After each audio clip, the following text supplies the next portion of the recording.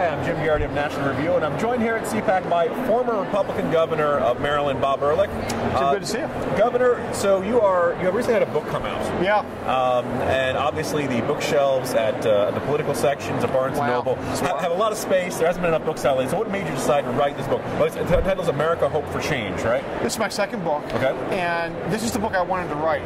The first book I wrote, Turn This Car Around, everybody has a book in them, every politician. And it was a lot about my experiences as governor, member of Congress, infamous class of '94, Newt, Revolution, Contract with America, and all that. And it was a fun book to write. This book is about a serious book for national consumption, about national politics. Okay. And it's about what's happening in our country, which unfortunately is we're losing. The good guys are losing. And the progressives on steroids are winning. And they're undermining, as a result, our cultural values and our economic values. And so not only diagnosing it, we all sort of diagnose it, it's what to do about it. And of course, what to do about it is win elections. Yeah. Now, you were one of the few Republicans who has won statewide in Maryland in really the past generation. 300 years. There you go. Okay, so 6 Republican governors ever. Yeah. So why? So this is a state that's got a couple of Republican congressmen. It's a fairly wealthy state. It doesn't necessarily seem to be, it's got a lot of government workers. Yeah. But what's it going to take for a flourishing Republican Party in the state of Maryland? Oh, wow. Peace in the Middle East could come first. That'll come first. All right. It's not the government workers. No. It's not labor unions. It's not being Virginia being the northernmost right-to-work state. Yeah. It's not African-American high turnout. It's all that together. Okay. It makes it tough. The last factor, by the way, being relevant, until this party somehow figures out how not to get crushed with the African-American vote. States like Maryland are not going to be in play. It's just tough. It's just tough. And it's interesting because we talk about the Hispanic vote, African-American vote, and take the party labels off. There's a lot of agreement. Yeah. I spent a lot of time in black churches, going to a lot of Hispanic festivals, a lot of agreement on issues, cultural issues, social issues, economic issues. Mm-hmm. But the disconnect is we have to show up more, and we can't be afraid, and we have to not placate. We have to not just think we're generating anything by showing up. We have to be very, I like what Chris Christie's doing, for example. Mm-hmm. Yep. Just in your face, this is what we are. Like us or not, we're here to stay. And by the way, this is our program that we want you to buy into. Mm-hmm. One of the messages I asked Al Cardenas, the head of the ACU earlier, what's the theme of this CPAC? Is there anything people keep coming back to in their speeches? Every CPAC's the same. Yeah. It's conservative/libertarian philosophy. It's entrepreneurship and opportunity and all this great stuff. What separates, though, in my view, the folks you hear upstairs is who can win a big-time race?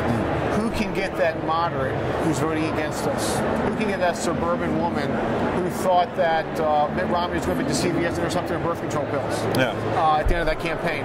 Or that moderate who somehow, or that kid thinking, oh, wealth is bad. Yeah.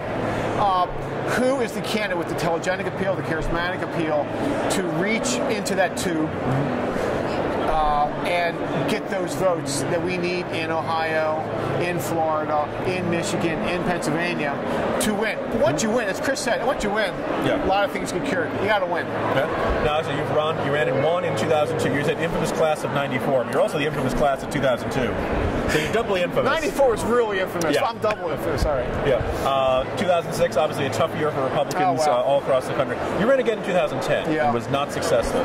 What have you learned through these campaigns, running in a state that is pretty darn deep blue, indigo, you might even say? I've talked about it's blue because the African American vote. Okay.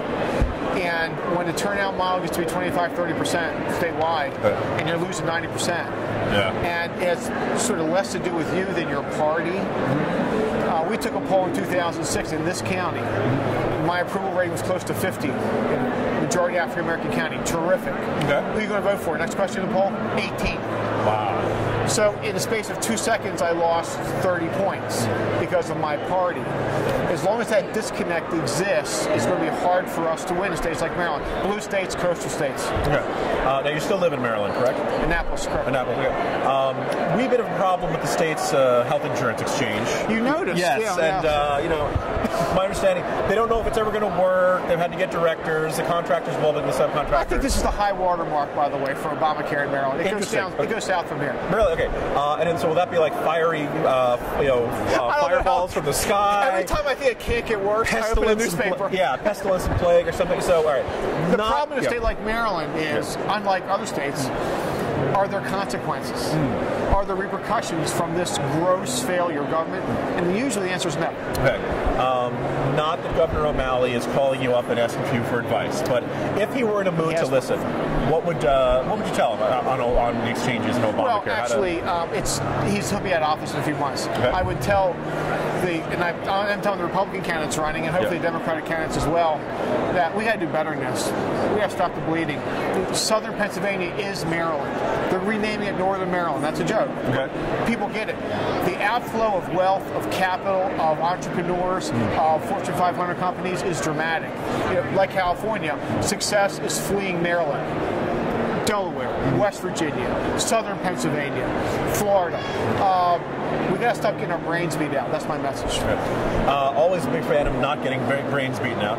Now I mentioned, quite a few races, even going back to your house career. Do you feel like you got another campaign in you someday, or some other office? My future is hopefully in national politics. Maryland was, I've been in state legislature, been in Congress, been governor. We left the state in pretty good shape. Yeah. With a very high approval rate, all that sort of stuff. So I really feel good about that legacy, but it's closed. Okay. For lots of reasons, but it's closed. So I write books, I do a lot of TV, I give a lot of speeches, I run around. I want a voice in this party. I want a voice in this country. And that's why we're here at CPAC. Okay, excellent. Governor Ehrlich, thanks very much for joining us. My pleasure.